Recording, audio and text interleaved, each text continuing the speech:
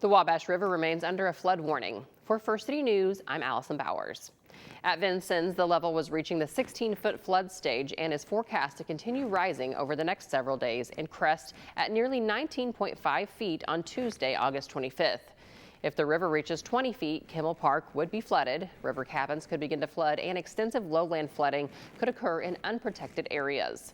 The flood warning at Vincennes is expected to remain in effect through Sunday, August 30th. Elsewhere, moderate flooding continues along the Wabash at Montezuma and Terre Haute, while minor flooding is expected at other points along the river. Meanwhile, the White River is also under a flood warning. At Edwardsport, the level reading was close to 19 feet, which is 4 feet above the flood stage. The National Weather Service predicts the crest to reach 19.6 feet on Saturday afternoon. At Petersburg, the White was also approaching 19 feet. Flood stage at Petersburg is 16 feet, and the crest is forecast to rise to almost 20 feet by Saturday night. At Hazelton, the White River was over 18 feet and will crest at just over 20 feet or 4 feet above flood stage on Sunday. Motorists are reminded to not drive through flooded roadways no matter how shallow the water may look. Only a foot of moving river water can cause a small car to float. The Knox County Coroner's Office is thanking the public for its help.